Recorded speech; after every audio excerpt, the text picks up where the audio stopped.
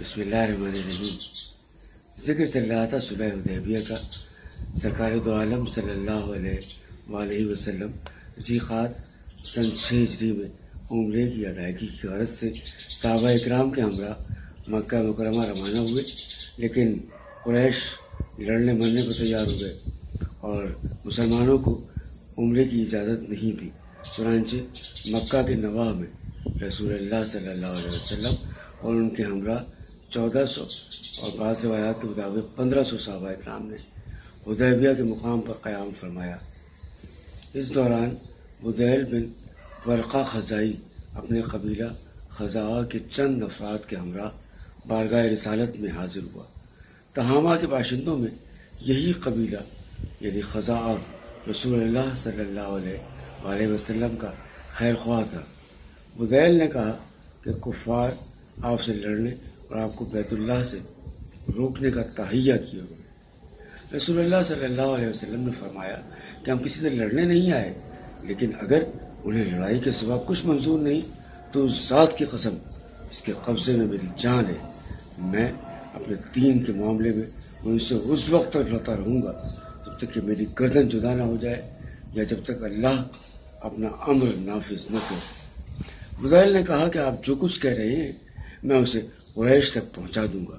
اس کے بعد وہ قریش کے پاس پہنچا اور بولا میں ان صاحب سے مل کر آ رہا ہوں، میں نے ان سے ایک بات سنی ہے، اگر چاہو تو پیش کر دوں۔ اس پر بیوقوفوں نے کہا کہ ہم اس کی کوئی ضرورت نہیں کہ ہم تم سے ان کی کوئی بات بیان کرو، لیکن جو لوگ سمجھ بوجھ رکھتے تھے انہوں نے کہا کہ سناؤ تم نے کیا سنا ہے۔ بدیل نے کہا کہ میں نے انہیں یہ بات کہتے ہوئے سنا ہے۔ اس پر قریش نے مکرز بن حفص کو بھیجا۔ اسے دیکھ کر رسول اللہ صلی اللہ علیہ وسلم نے فرمایا کہ یہ بد عہد آدمی ہے۔ چنانچہ جب اس نے نبی کریم صلی اللہ علیہ وآلہ وسلم کے پاس آ کر گفتگو کی تو آپ نے اس سے وہی بات کہی جو بدیل اور اس کے رفقا سے کہی تھی۔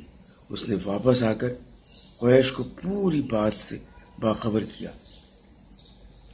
اس کے بعد حلیس بن علقمہ نامی بنو کنانہ کے ایک آدمی نے کہا کہ مجھے ان کے پاس جانے دو۔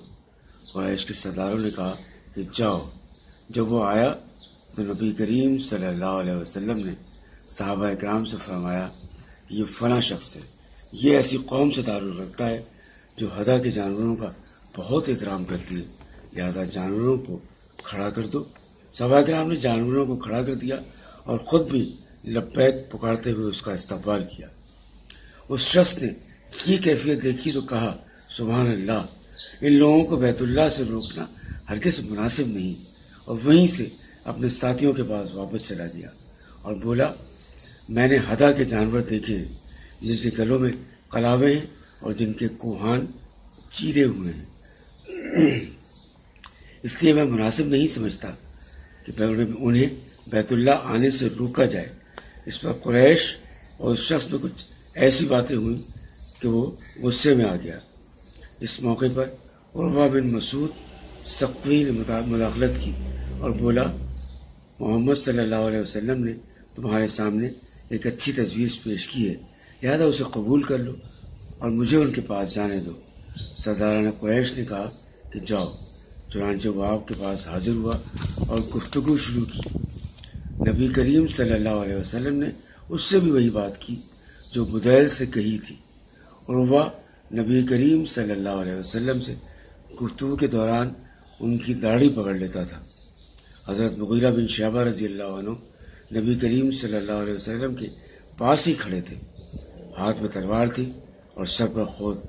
عروہ جب نبی کریم صلی اللہ علیہ وسلم کی داڑھی پر ہاتھ بڑھاتا تو وہ تلوار کا دستہ اس کے ہاتھ پر مارتے ہوئے کہتے کہ اپنا ہاتھ نبی کریم صلی اللہ علیہ وسلم کی داڑھی سے پرے رکھ۔ آخر عروہ نے اپنا سر اٹھایا اور بولا یہ کون ہے؟ لوگوں نے کہا کہ یہ مغیرہ بن شعبہ ہیں۔ اس کے بعد عروہ نے نبی کریم صلی اللہ علیہ وسلم کے ساتھ صحابہ اکرام کے تعلق خاص کا منظر دیکھا، پھر اپنے رفقا کے پاس واپس آیا اور بولا اے قوم، بخدا میں قیصر و کسریٰ اور نجاشی جیسے بادشاہوں کے پاس جا چکا ہوں، بخدا میں نے کسی بادشاہ کو نہیں دیکھا کہ اس کے ساتھی اس کی اتنی تعظیم کرتے ہوں جتنی محمد کے ساتھی محمد صلی اللہ علیہ وسلم کی تعظیم کرتے ہیں۔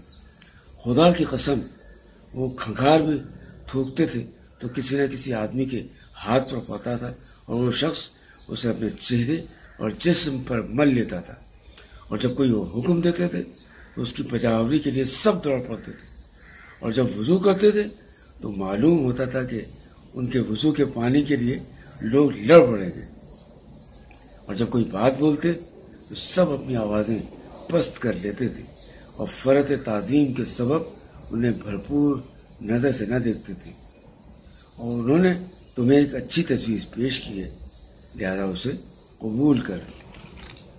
لیکن کفار اور مشرکین مکہ میں مصالحت اور تسلیم و رضا کہا، ان کے دلوں میں تو بس یہ خناس سوار تھا کہ وہ زیادہ اہم ہے، اور رسول اللہ صلی اللہ علیہ وسلم کی بات ماننے سے ان کی سرداری اور بڑا پن خطرے میں پڑ جائے گا، حالانکہ ان کی حماقت تھی۔ جو رسول اللہ صلی اللہ علیہ وسلم کے غلام بنے انہوں نے دنیا میں بھی اور آخرت میں بھی بلندی اور سرفرازی پائی، اس وقت بھی اور آج بھی۔ وما علینا الا البلاغ۔